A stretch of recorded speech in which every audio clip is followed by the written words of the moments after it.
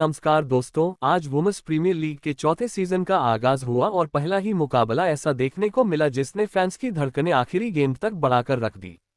Royal Challengers Bangalore और Mumbai Indians के बीच खेला गया यह मैच पूरी तरह से रोमांच, उतार चढ़ाव और जबरदस्त ड्रामे से भरा रहा।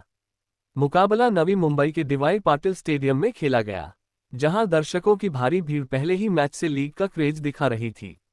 टॉस का सिक्का उछला और आरसीबी की कप्तान स्मृति मंदाना ने टॉस जीतते ही बिना किसी हिचकिचाहट के पहले गेंदबाजी करने का फैसला किया। शुरुआत में यह फैसला थोड़ा चौंकाने वाला लगा, लेकिन जैसे जैसे मैच आगे बढ़ा साफ हो गया कि स्मृति का यह फैसला पूरी तरह से मास्टर स्ट्रोक साबित हुआ। मुंबई इंडियंस की टीम बल्लेबाजी के लिए मैदान में उतरी, लेकिन उन्हें अंदाजा नहीं था कि आरसीबी के गेंदबाज आज कितनी खतरनाक लय में नजर आने वाले हैं। नई गेंद के साथ लोरेन बेल ने जैसे ही गेंद संभाली, मुंबई की बल्लेबाजों पर तुरंत दबाव बन गया। पहले ही ओवर में लोरेन बेल ने एक शानदार मेडन ओवर फेंक दिया और मुंबई की पारी को शुरुआत में ही जकड़ लिया। स्टेडियम में आरसीबी के समर्थकों का शोर गूंज उठा। दूसरे ओवर में कमालिनी ने दो शानदार चौके लगाकर मुंबई की पारी को गति देने की कोशिश की और ऐसा लगा कि अब मुंबई वापसी करेगी, लेकिन ये खुशी ज्यादा देर टिक नहीं पाई। आरसीबी की सदी हुई और अनुशासित गेंदबाजी के सामने मुंबई की बल्लेबाज खुलकर खेलने में नाकाम रही। पांचवें ओवर में बड़ा झटका तब लगा जब अमेलिया कर का विकेट गिर गया। लोरेन बेल की सटीक गेंद पर अमेलिया कर आउट हो गई, जिन्होंने 15 गेंदों में सिर्फ 4 रन बनाए। मैच उस वक्त दिलचस्प मोड़ पर था जब मुंबई का स्कोर 21 रन था और एक विकेट गिर चुका था। अमेलिया के आउट होते ही क्रीज पर आए अनुभवी ऑलराउंडर नेट सीवा ब्लंट, जिनसे सबको उम्मीद थी कि अब पारी को संभालेंगी और रनगति को रफ्तार देंगी। पावर प्ले का आखिरी ओवर मुंबई के लिए राहत की सांस जैसा रहा। इस ओवर में कमालिनी और ब्रंट दोनों ने लिंडसे स्मिथ की गेंदों पर हाथ खोले। कमालिनी ने 2 शानदार चौके जमाए तो संगीत ब्रंट ने भी एक खूबसूरत चौका लगाकर डगआउट में बैठे खिलाड़ियों का हौसला बढ़ा दिया। पावर प्ले खत्म होते होते मुंबई 34 रन तक पहुंच चुकी थी। रन गति भले ही तेज नहीं थी, लेकिन विकेट हाथ में होने से उम्मीद बाकी थी। लेकिन जैसे ही 7वां ओवर शुरू हुआ, आरसीबी ने फिर से शिकंजा कस दिया। गेंद थामी डी क्लर्क ने और पहले ही स्पेल में बड़ा वार कर दिया। चतुर गेंद पर ब्रंट आगे बढ़कर शॉट खेलने गई। गेंद को समझ नहीं पाए और पीछे खड़ी ऋचा घोष संगीत ने उन्हें स्टंप आउट कर दिया। सिर्फ 4 रन बनाकर ब्रंट का लौटना मुंबई के लिए बड़ा झटका था। अब मैदान पर उतरी कप्तान हरमनप्रीत कौर और उनके साथ कमालिनी दोनों ने समझदारी दिखाई, जोखिम से बची और धीरे धीरे स्कोर को आगे बढ़ाया। 9वें ओवर तक मुंबई का स्कोर 50 के पार पहुंच गया और लगने लगा कि पारी पटरी पर लौट रही है। 10वें ओवर में शंका पाटिल आए और इसी ओवर में हरमनप्रीत कौर ने आत्मविश्वास से भरा एक शानदार चौका जड़ दिया, जिससे स्टेडियम में बैठे मुंबई के फैंस झूम उठे। लेकिन खुशी ज्यादा देर टिक नहीं पाई। ओवर की आखिरी गेंद पर शंका ने कमाल कर दिया और शानदार फॉर्म में चल रही कमालिनी को क्लीन बोल्ड कर दिया। 28 गेंदों में 32 रन की बेहतरीन पारी खेलने वाली कमालिनी का विकेट मुंबई के लिए बड़ा झटका था। 10 ओवर के बाद स्कोर था 63 रन और 3 विकेट गिर चुके थे और आरसीबी पूरी तरह मैच पर पकड़ बनाती नजर आ रही थी। इसके बाद मुकाबले में फिर एक बड़ा ट्विस्ट आया। 11वें ओवर में डी क्लर्क ने एक बार फिर अपनी चालाकी दिखाई और कप्तान हरमनप्रीत कौर को भी पवेलियन भेज दिया। बड़ा शॉट खेलने की कोशिश में हरमनप्रीत संगीत गेंद को ठीक से टाइम नहीं कर पाए और ऋचा घोष ने उनका कैच लपक लिया। 17 गेंदों में 20 रन बनाकर कप्तान का आउट होना मुंबई के लिए किसी झटके से कम नहीं था। स्कोर संगीत हो गया 70 रन पर 4 विकेट और दबाव एक बार फिर मुंबई पर आ गया। ऐसे मुश्किल वक्त में क्रीज पर आए निकोला केरी और संजीवन संगीत सजना, दोनों ने पहले विकेट बचाने को प्राथमिकता दी। सिंगल डबल लेते हुए उन्होंने स्कोर बोर्ड को चलाए रखा और गेंदबाजों को मौका नहीं दिया। धीरे धीरे ये साझेदारी मजबूत होती गई और मुंबई को फिर से सहारा मिलने लगा।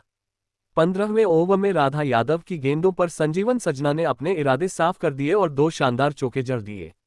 वहीं निकोला केरी ने भी एक चौका लगाकर दबाव कम कर दिया। इसी ओवर में मुंबई का स्कोर 100 के पार पहुंच गया और डगआउट में बैठे खिलाड़ियों ने राहत की सांस ली। अब दोनों बल्लेबाजों का आत्मविश्वास 7वें आसमान पर था। 16वें ओवर में अरुंधति रेड्डी की गेंदों पर सजना ने 2 बेहतरीन चौके लगाए जो पूरी तरह टाइमिंग और क्लास का नमूना थे।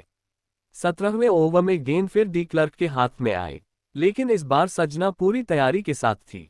उन्होंने एक के बाद एक 3 शानदार चौके जड़ दिए और मैच को पूरी तरह रोमांचक बना दिया। इसके बाद निकोला केरी ने भी चौका लगाकर साफ कर दिया कि अब आखिरी ओवरों में बड़ा स्कोर तय है।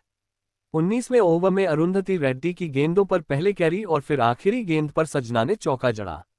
अब सबकी निगाहें अंतिम ओवर पर थी। आखिरी ओवर की जिम्मेदारी फिर डी क्लार्क को दी गई और उन्होंने दबाव में शानदार गेंदबाजी का नमूना पेश किया। उन्होंने अपनी विविधता और अनुभव से दोनों सेट बल्लेबाजों को आउट कर दिया और इस ओवर में सिर्फ 5 रन दिए। सजना ने 25 गेंदों पर 45 रन की शानदार पारी खेली, जबकि निकोला कैरी ने 29 गेंदों में 40 रन बनाए। दोनों के बीच हुई 82 रन की साझेदारी ने मुंबई को मुश्किल हालात से निकालकर मजबूत स्कोर तक पहुंचाया। इस जबरदस्त साझेदारी के दम पर मुंबई इंडियंस ने 20 ओवर में 6 विकेट खोकर 154 रन बनाए। अब आरसीबी के सामने जीत के लिए 155 रन का लक्ष्य था।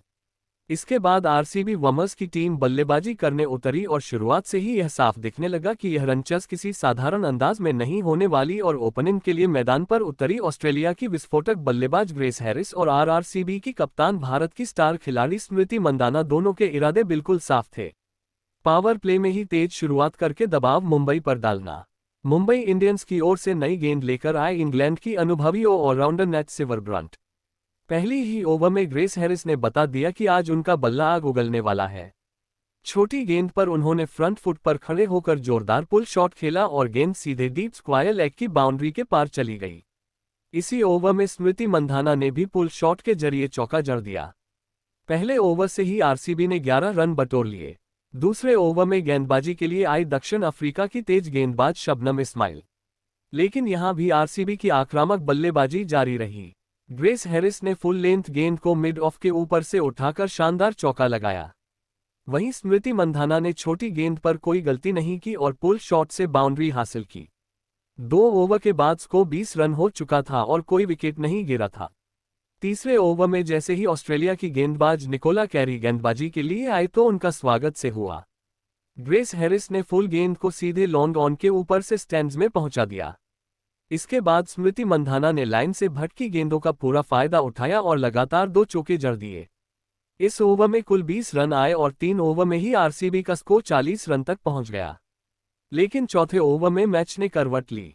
लगातार डॉट गेंदों के दबाव में स्मृति मंधाना बड़ा शॉट खेलने आगे बढ़ी, लेकिन गेंद ठीक से बल्ले पर नहीं आई। गेंद हवा में गई और मिड ऑन पर मौजूद पूनम खेमनार ने आसान कैच पकड़ लिया। स्मृति मंधाना 18 रन बनाकर पवेलियन लौट गई और आरसीबी को पहला झटका लगा। इसके बाद 5वें ओवर में एक और बड़ा विकेट गिरा। नेट सिवरब्रंट ने शानदार गेंदबाजी करते हुए खतरनाक दिख रही ग्रेस हैरिस को आउट कर दिया। हैरिस ने बड़ा शॉट खेलने की कोशिश की, लेकिन गेंद सीधी फील्डर के हाथों में चली गई। 25 रन की विस्फोटक पारी के बाद ग्रेस हैरिस भी आउट हो गई। इस तरह तेज और धमाकेदार शुरुआत के बावजूद आरसीबी ने शुरुआती ओवरों में अपने 2 बड़े विकेट गंवा दिए और मुकाबला अब पूरी तरह संतुलन और रोमांच के मोड़ पर आ खड़ा हुआ। छठे ओवर की पहली ही गेंद पर बड़ा विवाद देखने को मिला। शबनम इस्माइल ने लेग साइड की ओर फुल गेंद संगीत डाली। हेमलता ने फ्रंट फुट आगे बढ़ाया, लेकिन बल्ला खाली रह गया। विकेट कीपर कमालिनी भी गेंद को ठीक से रोक नहीं पाए और गेंद सीधी बाउंड्री तक चली गई।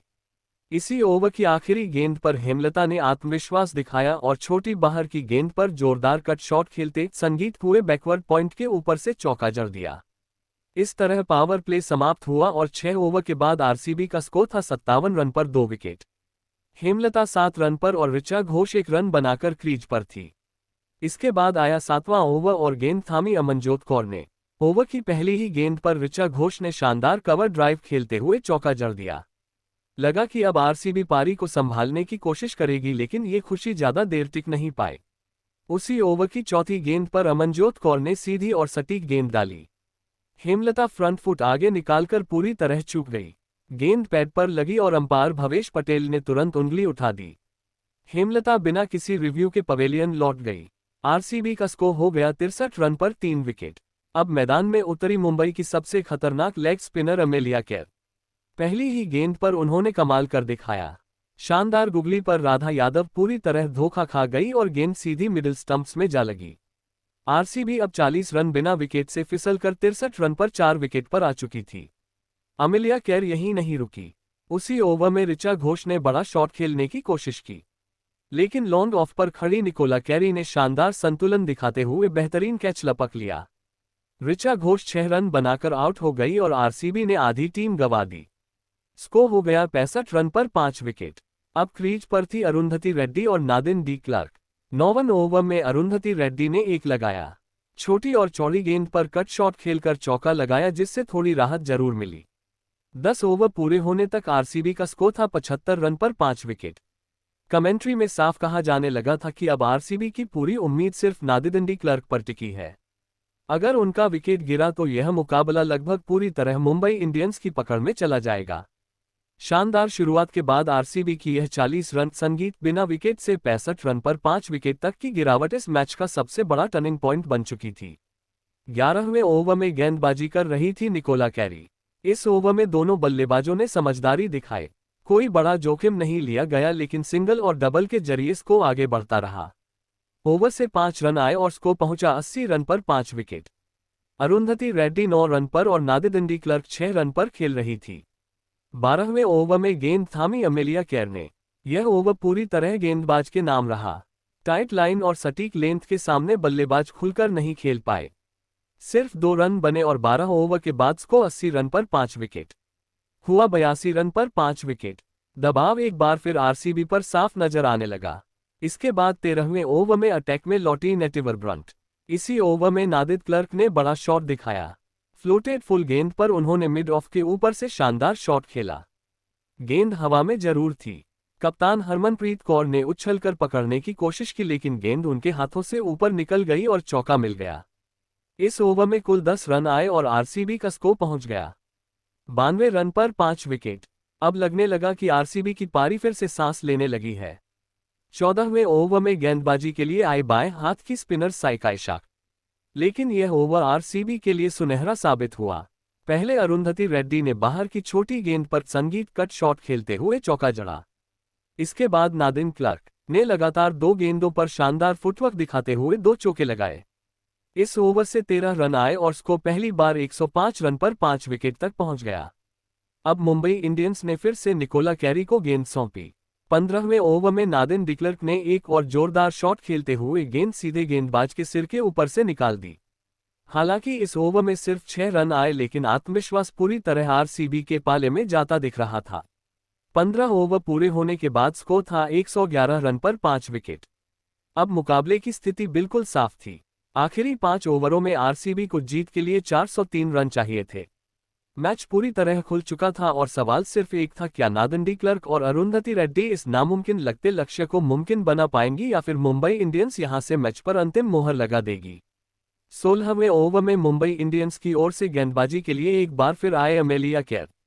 इस ओवर में नादिन क्लर्क 16 रन आउट हो गए और अरुंधति रेड्डी ने सिंगल लेकर स्ट्राइक घुमाने की कोशिश की, लेकिन रन गति काफी धीमी रही। ओवर से सिर्फ 6 रन आए और स्कोर पहुंचा 117 रन पर 5 विकेट। लेकिन ओवर खत्म होते ही आरसीबी को बड़ा झटका लगा। निकोला कैरी की गेंद पर अरुंधति रेड्डी ने डीप मिड विकेट की ओर बड़ा शॉट खेला, लेकिन वहां मौजूद अमेलिया केर ने शानदार संतुलन दिखाते हुए बाउंड्री के पास कैच लपक लिया। 20 रन की अहम पारी खेलने के बाद अरुंधति रेड्डी आउट हो गई और यह साझेदारी टूट गई। संगीत इसी ओवर की आखिरी गेंद पर एक और झटका लगा। श्रियंका पाटिल सीधी गेंद को समझ नहीं पाए और गेंद ऑफ स्टंप को छूती हुई विकेटकीपर के दस्तानों से टकरा गई। थर्ड अंपायर के फैसले के बाद उन्हें आउट करार दिया गया। आरसीबी अब 121 रन पर 7 विकेट खो चुकी थी। 18वें ओवर में क्रीज पर आए प्रेमा रावत और उन्होंने दबाव के बावजूद हिम्मत दिखाई। छोटी और बाहर की गेंद पर उन्होंने जोरदार कट शॉट खेलते हुए चौका जला। इस ओवर से 5 रन आए और स्कोर पहुंचा 126 रन पर 7 विकेट।